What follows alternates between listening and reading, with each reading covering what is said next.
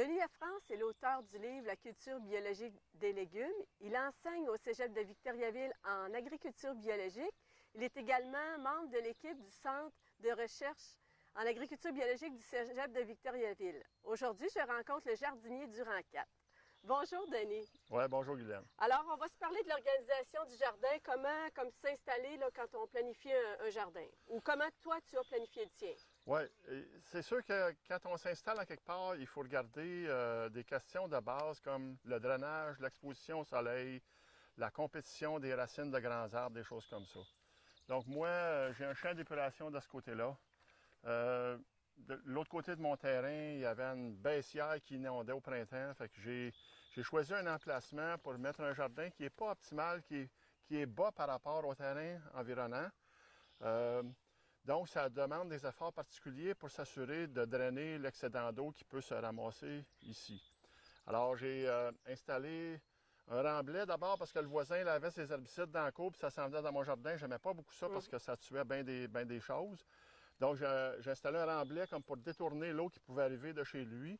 Puis, j'ai un fossé que je vais devoir nettoyer cette année parce qu'il faut entretenir ça de temps à autre. J'ai un fossé qui contourne le jardin. Toi, tu es debout ici sur une allée que j'ai installée avec une technique. Là, c'est des vieux blocs de béton. Et j'avais mis une espèce de ciment sec mélangé à du gravier qu'on avait arrosé pour comme couvrir le sol, mais là, ça a 20 ans et ça commence à être passablement dégradé. Sous cette allée-là, j'ai du gravier 3/4 de pouce avec un drain qui m'assure un très bon drainage. C'est un sol sableux, la structure est excellente, il n'y a pas de compaction, donc j'ai relativement un bon drainage. L'aménagement du jardin, il y a l'allée centrale avec le drain, il y a un fossé d'un côté, de l'autre côté, il n'y a pas vraiment. De l'autre côté, il y a aussi une allée avec du gravier et un drain. Donc j'ai vraiment des conditions pour me garantir un bon drainage, même si l'emplacement est un peu bas. Le sol, c'est un sable vien, à ma connaissance, qui a peut-être été perturbé parce que c'est un site d'habitation. Et de chaque côté, j'ai des plates-bandes permanentes de 3 mètres de long par un peu plus qu'un mètre 50 sans traçante. Fait qu'au total, ça me donne environ 5 mètres carrés par plate-bande. Je compte évidemment l'allée et l'espace de plate-bande cultivé. Ce sont des planches permanentes, c'est-à-dire qu'ils sont toujours au même endroit, sauf à tous les ans, je travaille 2 allées parce que je fais un peu de pommes de terre et là, ça me prend de la terre pour les renchausser, donc je défais mon aménagement en planches permanentes l'année où j'ai des pommes de terre, comme à gauche derrière. Sinon, je couvre les allées avec des toiles. Oui, ce sont des retailles de toiles de papetière, d'usines de fabrication de papier. Donc, c'est des toiles qui valent un prix de fou. La compagnie Wevex fabrique ça à Warwick et vend ça aux gens de la communauté là, qui veulent en obtenir. Donc, ça permet de diminuer l'entretien. Je ne travaille pas l'allée, je travaille seulement la zone cultivée. Donc, mes emplacements sont stables, sont toujours au même endroit. Ce qui me permet de planifier une rotation des cultures. Alors, en agriculture biologique, on accorde beaucoup d'importance à la rotation des cultures. Dans les légumes, on essaie d'éviter de revenir avant possiblement 4 ans avec des légumes qui pourraient avoir les mêmes maladies ou peut-être des insectes qui survivent dans le sol, donc pour éviter les problèmes. Donc moi, à tous les ans, je planifie ma rotation des cultures pour l'année suivante avec parfois quelques changements de dernière minute comme un agriculteur va le faire. Oui. Et j'écris ça sur un petit document Excel. Donc ici, j'ai l'historique du jardin depuis 6 ans. J'ai toutes les cultures que j'ai faites où. Toutes tes plates-bandes sont numérotées. Les plates-bandes sont numérotées, donc c'est facile à suivre.